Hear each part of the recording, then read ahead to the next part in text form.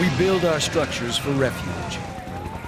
And then a fire strikes. Is it coming in here? A little bit, yeah. Yeah, that's okay. I'm trying to get the hell. How far are these doors? The result is the most gripping expression of Earth's fury. I was telling them to slow down. The fireman's coming, don't jump. I leaned out to the left, and I caught her right in my one arm. She didn't even know what stopped her. It's known as the Red Devil, and you don't want the Red Devil to come up and bite you. Sometimes entire cities are aflame. We need to call all the dispatchers to the floor. This thing's going to get out of hand. Sometimes it is industry. Anything can set these things off. But when urban infernos burn, firefighters face the worst.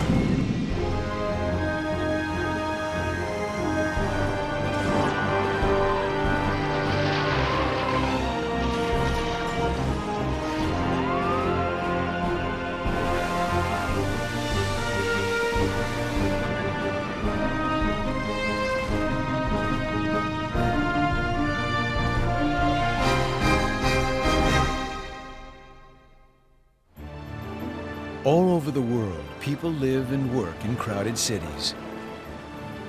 They assume these fortresses of steel will protect them. But when fire strikes, tall buildings can become death traps. Truck 1, 3 and 5, be with me face to face for an assignment. A supposedly fireproof skyscraper in Los Angeles burns beyond the reach of ladders. Toxic smoke kills 84 people in a luxury Las Vegas hotel.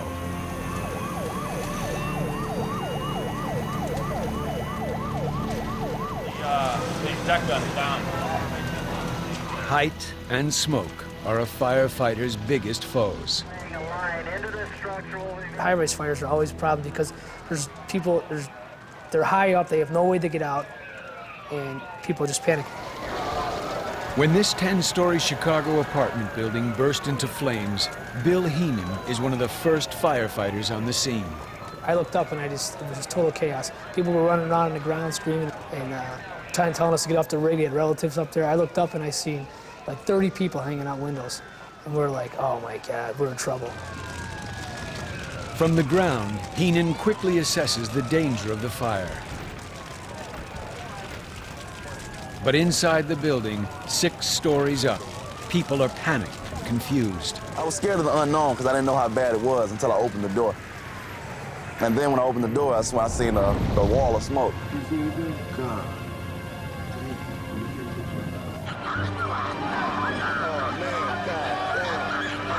With scores of neighbors trapped, Melick Henderson records the mayhem with his video camera. You can hear people on different floors. It was so much chaos. You can hear the smoke rumbling in the hallways, and you can also hear the people screaming in the hallways.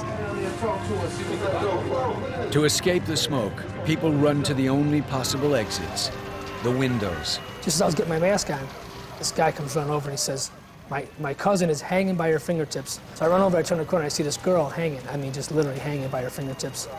I says, I'll be right back, I gotta get a ladder. They're coming, they're coming.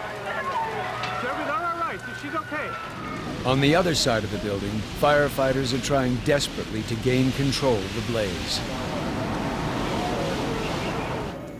Meanwhile, Heenan and his men attempt to rescue the family trapped on the 6th floor. But the fire ladder isn't high enough. We start raising the ladder, we get all the way up there. Here they're on the 6th floor. So we're 10 to 12 feet short to where we had to be. I'm right against the wall, and I'm like looking from here to like the ceiling to where they're at. And they're like, where's the rest of the ladder? And I'm like, listen, this is as high as the ladder goes. Well, I want you to stay right here. We got a snorkel coming, but the basket that's gonna raise right up here and pull you right out of the window. You gotta stay there. You have no chance on jumping. You're 60 feet up. Without warning, 10-year-old Linda Foster leaps from her 6-story window. I leaned out to the left, and I caught her right in my one arm. She didn't even know what stopped her. I finally got her close enough to me where I can get her a grip on the ladder, you know, and the wind's blowing. I'm thinking, now I got to get her down off the ladder. So then 2 seconds later, I just got myself a grip on a ladder, and her brother and her mother jumped out the window. And her brother had jumped onto a column that was alongside the building, and it was nothing I could do. You know, I felt helpless. Somehow her brother survives the jump, but many others are in peril. Everyone was in immediate danger. You hear people talking about how the fire is right at their front door, the smoke is coming through the door. More people are now leaping from their windows. Among them is the mother of the girl Heenan is holding. She started screaming, my mom, you know, my mother. And I said, listen, Eagle, you gotta hang on to me, because we're both gonna fall. And then when she looked down, she seen how high we were. And she's like, oh my God, we're gonna fall. I'm thinking, no, we're not gonna fall. She started going hysterical again, you know? And that's finally, I just pinned her to the ladder. I said, listen, you gotta hang on to me. I said, we're both gonna fall if you don't hang on to me. Heenan manages to get the girl down the ladder safely. But inside, the victims are growing increasingly desperate, including Melik with his video camera. Come over here, whatever you do. Finally, a snorkel ladder reaches Melik's 5th floor window. Is it coming in here? A little bit, yeah. Yeah, that's okay. I'm trying to... How far are these doors? They're about... There's a door right here. They're okay. Look out, what Phil. about over here? The people in the Them the ones are getting it. Crawling to avoid the potentially lethal smoke, firefighter Ozzy Moran risks his life to reach a trapped family. Yeah. Don't worry about it. We got it. When I got back to the engine, I could hear people on the radio saying that they couldn't get down the hallway, the guys that went in for the interior tech, because it was so hot.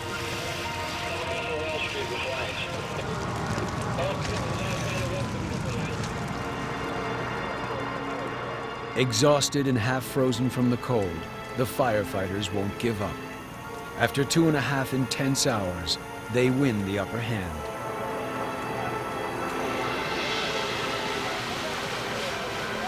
But as the smoke clears, 4 people are dead.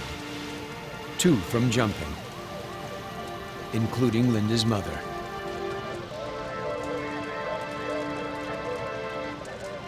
Out of 500 tenants, 62 people are injured. Most from smoke inhalation. Height and smoke are even more of a problem in New York City, with more high-rise buildings than any place in the United States.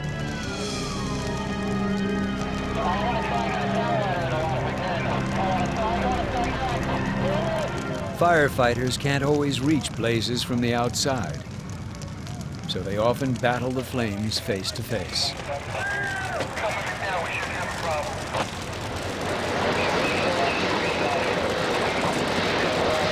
In New York City, it's known as the Red Devil, and you don't want the Red Devil to come up and bite you.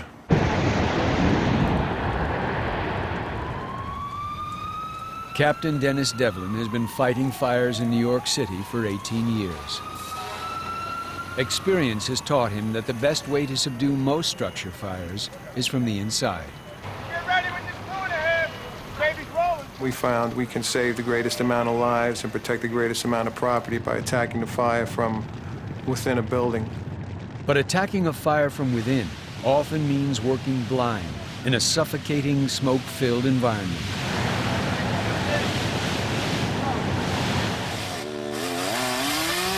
That's why you want to open up at a higher elevation, cut the roof, get the bulkhead door, take a skylight.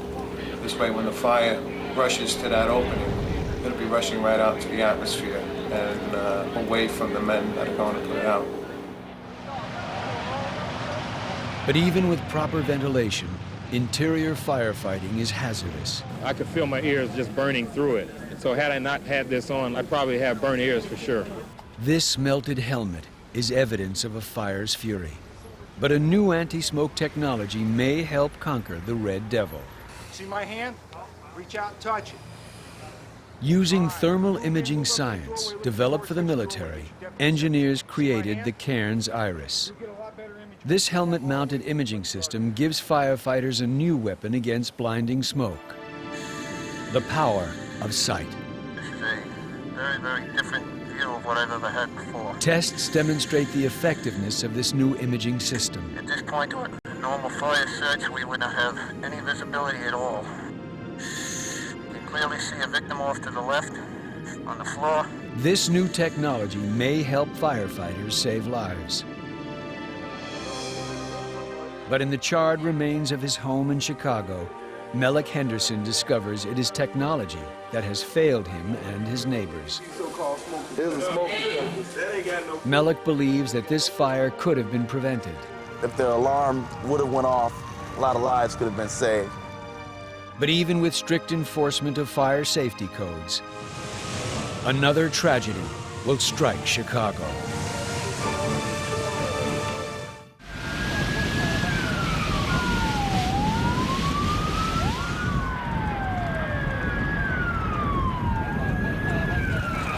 Trapped in a burning building, the heat is so intense it starts melting your shoes and the buttons off your clothes. The fire sucks oxygen out of the air. Toxic smoke chokes your lungs. You begin to suffocate.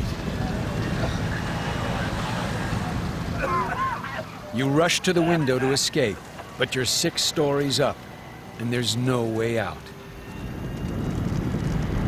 This is the nightmare that will haunt Melek Henderson for the rest of his life. A week, 2 weeks later, once a lot of stuff died down, I dreamed that I was in that apartment with the people as they were jumping. I was telling them to slow down, the fireman's coming, don't jump. I had that dream. We don't realize what happens to people who's in dramatic situations, but you're affected even if you don't think you're affected. Melek's trauma happened in Chicago, where high-rise fires are a fact of life. In the spring of 1993, Chief Ray Hoff responds to another Chicago multi-story fire, this time at a transient hotel. When we originally pulled up in front of the hotel, I'm looking at a situation where I now know that a bunch of people are going to die. A faulty space heater has started the fire. Alarms are not working. And once again, residents find themselves trapped with no way out.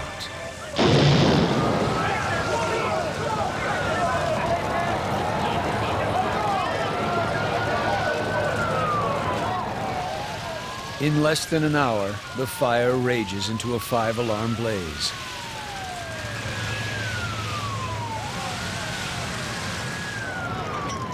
The ladders are raised to rescue people on higher floors.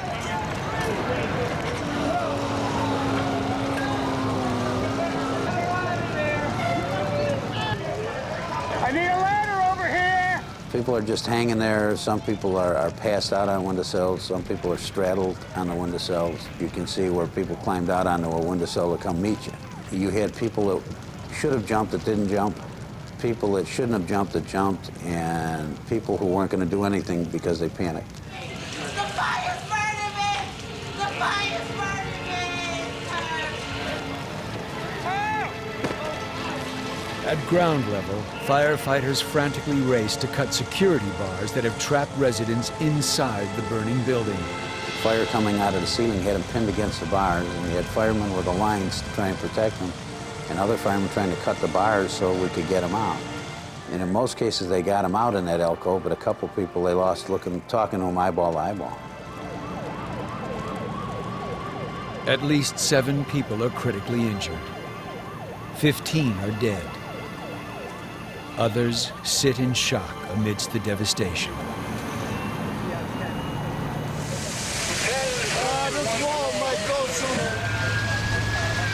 A raging fire. No warning. No exit. It was a deadly combination for the residents of the Paxton Hotel, as it was 50 years earlier for the patrons of Boston's Coconut Grove nightclub. Near the crowded dance floor, a flash fire breaks out. One of the few survivors describes how it happened. Some fresh fellow put out the bulb in the corner above our heads, and the waiter came over with a match in order to see through the dimness. As he struck the match and put the bulb on, the palm tree in the corner became lighted from the match.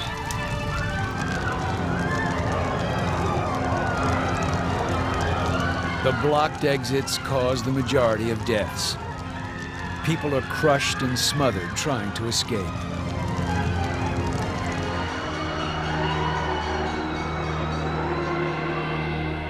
The citizens of Boston are outraged. 468 people perished, trapped in one of the worst fire disasters in American history. Today, crowded public places like nightclubs have stricter codes because of tragedies like the Coconut Grove fire. But safety codes are only good if they are followed. In 1990, a Bronx social club is set ablaze.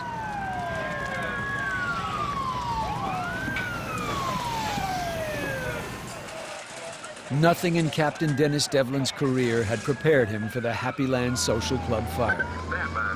The apparatus pulled up at a good location, got off the rig, and there was a civilian standing there, an elderly black man, and he says, "You got a load of people in there." The fire was blowing out from this opening in the doorway where you couldn't even get within 10 feet of the doorway.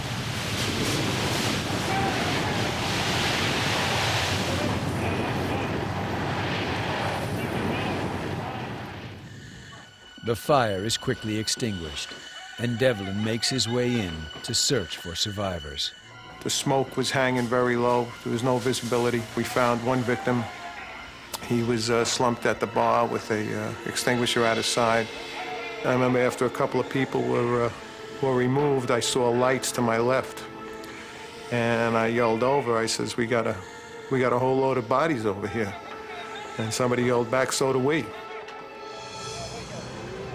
They were all stacked on top of each other. It must have been 3 piled high. The street was full of bodies. There was no more room to put any more bodies. And it wasn't sinking in. It was almost like you're looking at it, but you're not believing it. The owner of the club had completely ignored fire safety codes.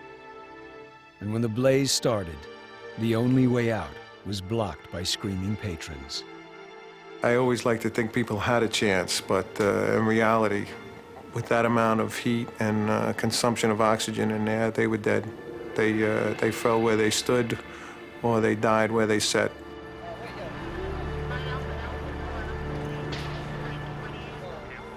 Investigators arrested Julio Gonzalez for setting the fire. Gonzalez was allegedly upset over the breakup of a relationship. He was convicted of arson and murder and sent to prison. The owner of the nightclub, who had been repeatedly cited for safety code violations, was killed in the blaze. 87 people died in a fire that could have been prevented. And the fire department is galvanized. They finally accept that fire code violations require stiff enforcement. We got a radio on a phone. We got the other radio, good. Fire Marshal Emil Harnischweger works for a special task force created to investigate and shut down unsafe clubs and cabarets. How many people do you think we have? Carmine, did you look upstairs before or no? In case we need PD? Tonight, they are investigating a club in a tough part of Queens. How many people upstairs? This bust is an attempt to prevent another tragedy. Upstairs, the fire marshals fan out to look for potential violations.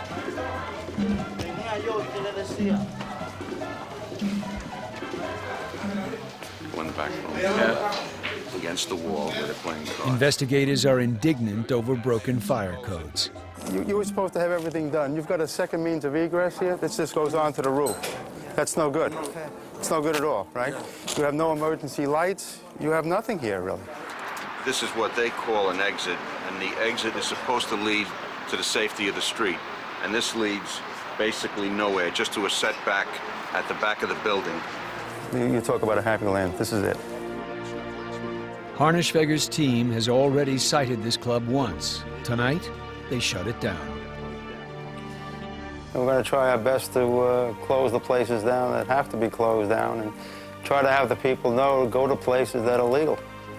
avoid the places which have locked exits and blocked doors and windows and such. Get away from them. You're going to get yourself killed in those places.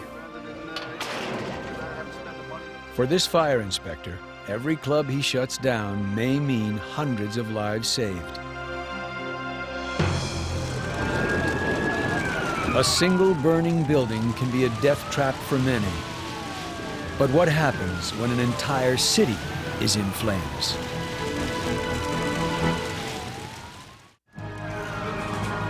There is nothing more terrifying than an entire city in flames. Whether ravaged by war or natural disaster. But when a city is torched by its own citizens, firefighters suddenly find themselves endangered by the very people they are trying to save. Los Angeles, 1992. A controversial trial involving police officers has ignited racial tension.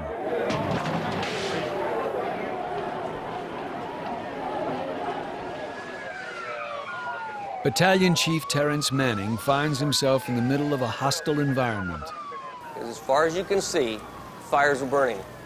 We're in there about 10 minutes, and all of a sudden, I hear somebody yell, "They're attacking us now," and I see Molotov cocktails coming over the wall into our compound.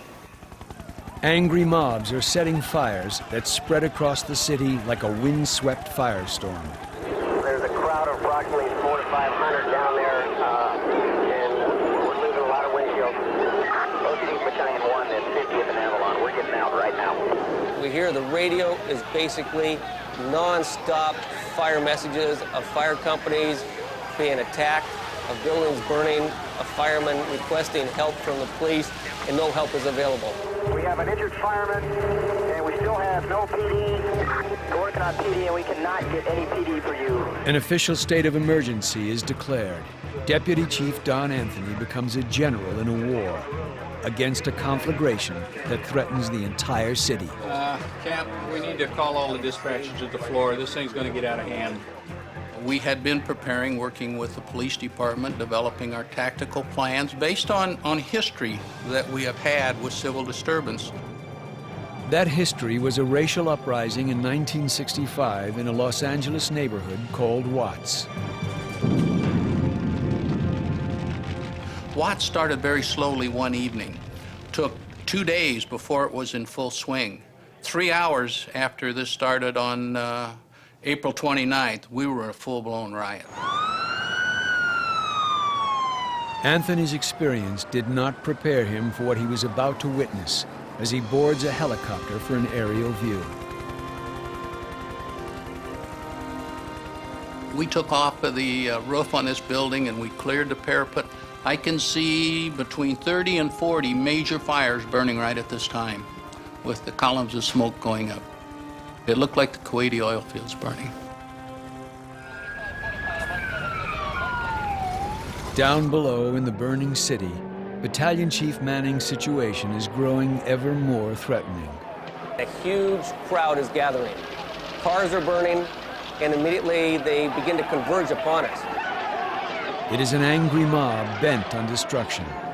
Manning's uniform has made him a marked target. I looked to my right and I saw a civilian come running off the curb with a crowbar. Looked up in my horror and he smashed through my window on my right side. And as the crowbar came through, it struck me in the right shoulder. I reached for my radio to call for help, and I realized my arm wasn't moving. Manning's driver skillfully steers the vehicle away from the oncoming crowd and finally speeds away to safety. But more of the city is on fire, and the violence is getting worse. Shots ring out, and firefighters run for cover. I got on the radio, do not dispatch any units down there unless they're equipped with body armor, bulletproof vests, and a fully encapsulated enclosed cab on the fire trucks. But the vest won't help firefighter Scott Miller as he drives a fire truck through the danger zone. A fireman shot. We have a fireman shot. We need help immediately. Miller is shot in the face by a drive-by gunman. After I was shot, my conscious recognition was a flashlight and a loud noise. I went face first down onto the steering wheel. I looked down at my feet. I was partially paralyzed. I could see the blood running down onto the floor of the truck. I knew I was hurt, and I was hurt badly. Miller is rushed to the hospital, and SWAT teams are mobilized to rescue other fire crews. The firefighters adopt a guerrilla warfare strategy. Swoop in, attack the fire, and run. Move in with the strong force, the strike team, hit hard, move out for the next incident. If you see another incident, move into it. Make sure you communicate where you are, what your resources are, what you're doing, so we can track you, so we don't lose you. Firemen are also ordered off roofs and ladders where they are vulnerable to snipers. I remember a civilian walking up to me, being rude and belligerent, and he pulled on my outside jacket, and he goes, "See, I know what you're wearing under here. You're wearing He goes, "That's a bulletproof vest." He goes, "It doesn't matter." He goes, "We're going to shoot you in the head." And I remember thinking, why? This individual, I'm here to save these houses. Done nothing to him. Why would this individual make statements like that? Los Angeles is a war zone, and its firefighters potential targets.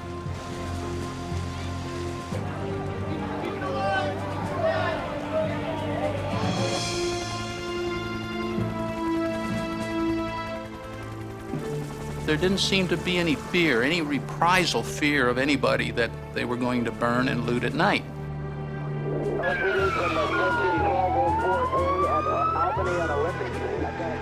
Commanders quickly realize that they do not have the resources to fight all of the fires. Tell Division 3 that we're going to start taking his resources away. I'm going to put him down in South Central.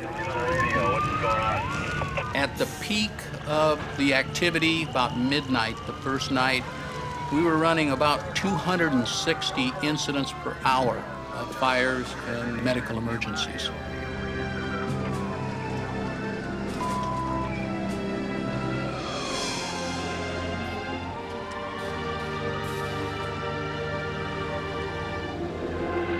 The first night of the worst civil disturbance in American history ends as dozens of buildings are left to burn to the ground.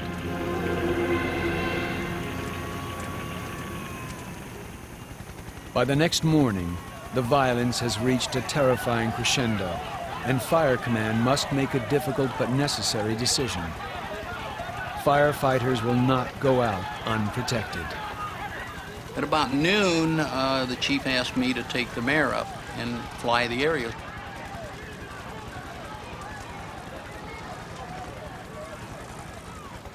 And I said, "Chief, I don't have any police protection." He says, "Where do you want them?" The cavalry arrives in the form of California Highway Patrol officers. At last, firefighters are able to get into areas they had to give up the night before. By daylight of day 3, they can see the destruction.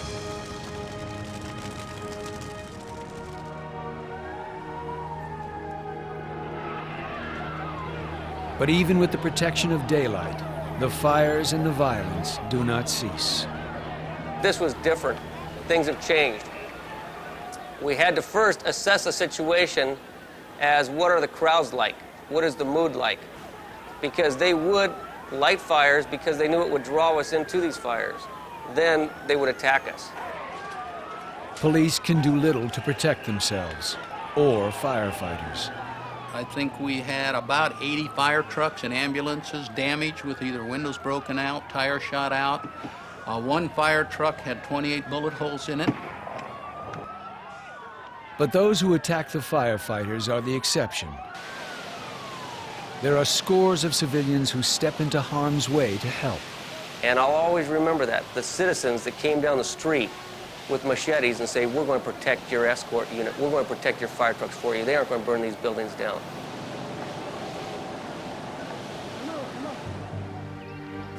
The city has now become a militarized zone as National Guardsmen patrol the empty streets. A curfew is imposed.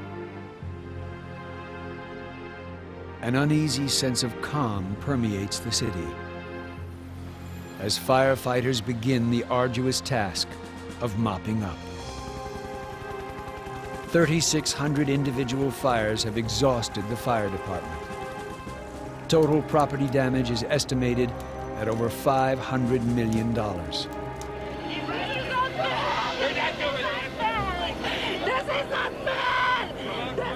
59 firefighters are left injured. 4 were shot, including Scott Miller. He's lost the use of his left arm, but not his humanity. What happened to me was the result of one irresponsible person's actions, and it's not the result of a community as a whole. I have only one person that I hold responsible for what happened to me, and that was the individual that pulled the trigger. For the men and women of the Los Angeles Fire Department, battling a city in flames was dangerous business. But when a small town in Texas self-combusts, what are the consequences? When oxygen meets a spark, fire occurs, but its ferocity is determined by fuel. When combustible chemicals are added to a blaze, the results can be explosive.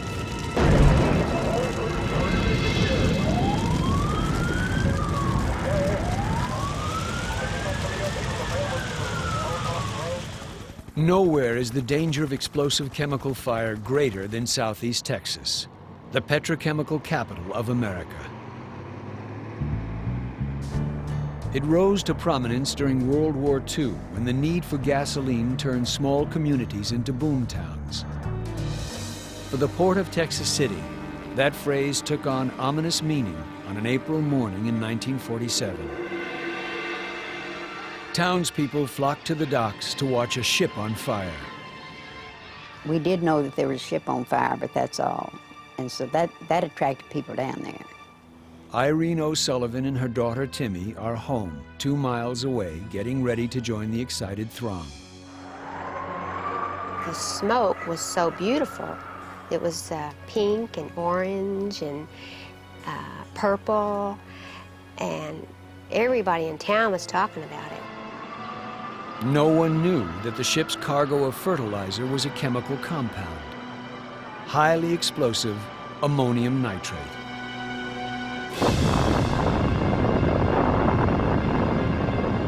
Without warning, the ship explodes with ferocious force. A mushroom cloud climbs a mile into the sky. The shock wave is felt more than 150 miles away. When it blew us off of the bed, almost across the room. The next thing I remember, I was on the floor, and I was laying flat on my back. The windows all came out, and there was glass everywhere. Shrapnel from the first explosion sets fire to chemical refineries. Here comes another explosion. Chain reactions sweep across the city. A radio reporter is on the air as the firestorm rages into the night. You have just heard it. We are bending down. The sky is like broad daylight. It may have been another barge that went up. When it was all over, more than 700 people lay dead in the ruins of the refinery town. If things had been labeled, if we'd had the right rules in place, if we'd followed the rules, if our people had been well trained, Texas City wouldn't be caught unprepared. The Texas City disaster was one of the things that pushed the oil industry in particular into the position to recognize that they needed to come together, to work together during an emergency event. Today, when disaster occurs in the petrochemical region, rescue teams are prepared. I guess I'll be working with you as the Seaman Command Liaison. Okay. Brad Baczynski helps run the Regional Chemical Disaster Agency called SEMA. It pools the emergency response resources of more than 100 petrochemical companies in the Houston area. SEMA dispatch from Roman House Deer Park. We need you to respond with your 1,000 gallons of foam concentrate to the staging area. Okay, that's clear. I deal directly with the troops on the front line. I help coordinate and facilitate the strategic and tactical positions we're going to take and what things are we going to do.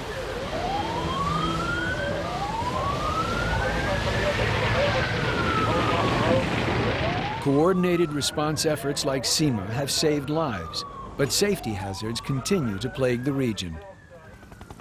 In 1992, a thick fog of natural gas began leaking from a storage facility outside of Brenham, Texas. It seeps towards the mobile home of Jane Minen, who's asleep along with her 5-year-old son, Derek. I knew immediately when I woke up that I smelled gas in the house, and it was really strong. And we had smelled gas out there before, but always outside. I called 911 right away, and all of a sudden, everything goes white, and you can hear wood cracking. Next thing I know, I open my eyes, and I'm outside. You know, I knew I saw trees. Then I thought about Derek, and I called for Derek. Jane's home and everything for 2 miles around have been obliterated. Rescuers find Jane buried in rubble and airlift her shattered body to Houston. 31 days later, Jane regains consciousness in the hospital, only to learn that her son Derek didn't make it. That's been a hard thing because Derek died and I lived. So I always thought he would have been a lot better on this earth for it than me because he was so precious. Jane's grief turned to rage when she learned that the chemical plant was sited with faulty safety procedures. She became a political activist and fought a 2-year battle to create stronger safety standards for chemical companies. I didn't want Derek's death to go in vain.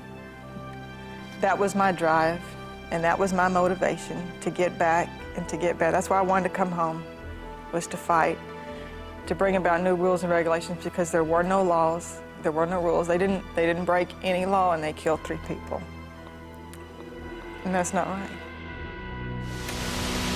But the hard truth is, wherever chemicals exist, wherever oil and gas are pulled from the earth, disaster lurks. And it takes a special breed to battle the hellish results. The phenomenon of fire is remarkably simple. Heat, oxygen, and fuel. But when that fuel is chemical, heat turns flammable liquids into highly explosive gas. Fireballs, toxic vapors, and tremendous temperatures are what firefighters must face.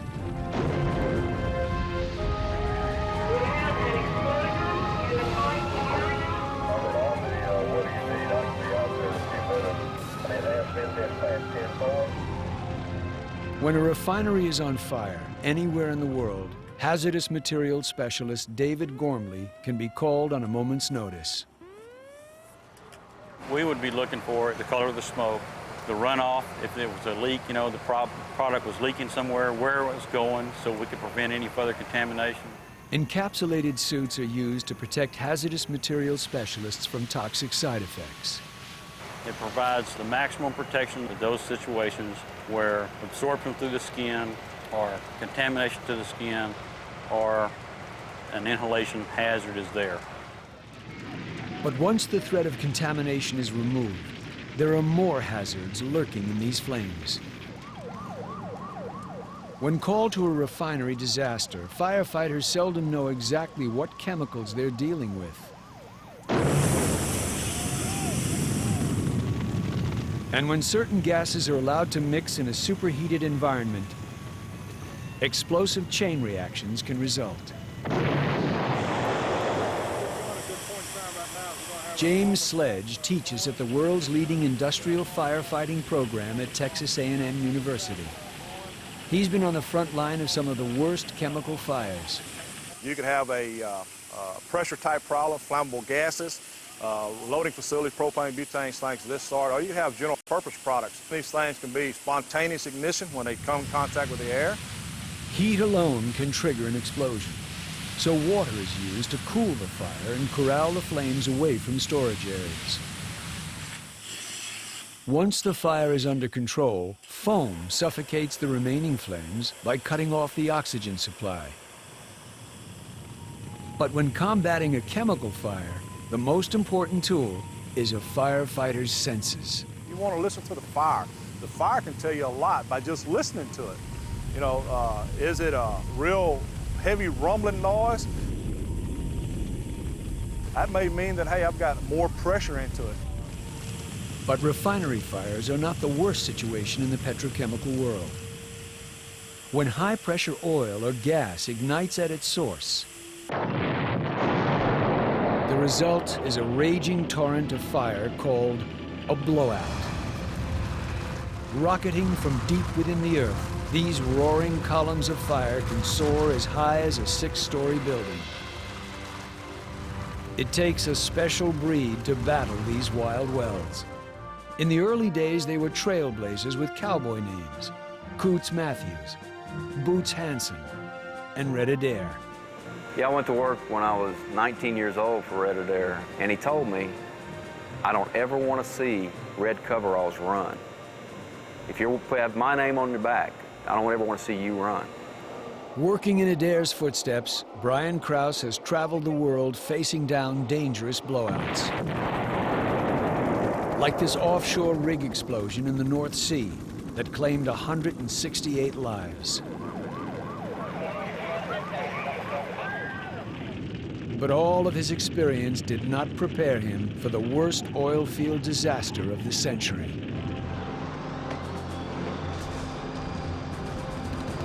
At the close of the Gulf War, Saddam Hussein ordered his retreating troops to set the Kuwaiti oil fields ablaze.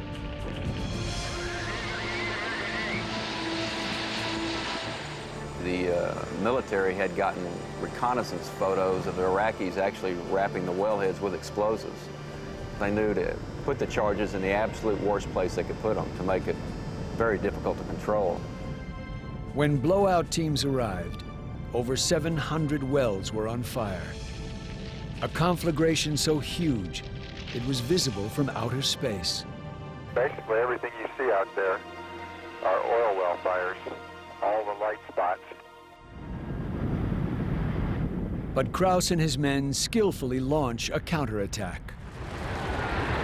First thing we have to do is clear all the debris away from it. We had to get in there and physically hacksaw the bolts off. You have to clear all the source of ignition away from it and get the flow going straight up in one direction. The blowout teams then pump thousands of gallons of water from the Persian Gulf to cool these superheated infernos.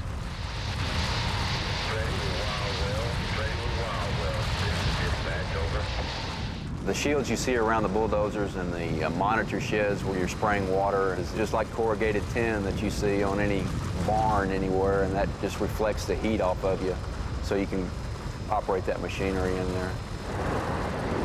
Dynamite is then used to snuff the flames. What that does, it creates a void in the flow, knocks the oxygen out of it, and it'll put the fire out just like that. That's really the most dangerous part of our job, is once the fire's out, is getting in there in the gas and repairing what damage there is to be done. This is the well we're working on right now. I think it's the hardest blowing well in Kuwait that I've seen. But Krause and his men know the real enemy is not the fire. It's the fuel, the raw natural gas and oil raging from the wellhead. Anything can set these things off. Just static electricity in the air can set them off. And a wrong move can be the difference between life and death. Instinctively, we work together so much that one of us can look in the other one's eyes, and when it's time to go, we don't ask questions, let's get out of here. Once the fire is out, teams cautiously move in to begin capping the gusher. Capping a well means overpowering the pressure with sheer force. The best comparison I have it is if you've seen cowboys rope a calf, you know. You use these cables to actually suck it down over that flow, because if you go on over it, it's blowing so hard, it'll blow everything off of there. So we use cables to pull it down, and we use different methods of stinging. Actually, a device will stab into the weld. After 9 arduous months, the blowout teams finally win the war, extinguishing 742 fires. One of the worst urban infernos in human history. We've never lost anybody. You never do think about that, because I think if you do start thinking about that, you're not thinking about what you should be thinking about.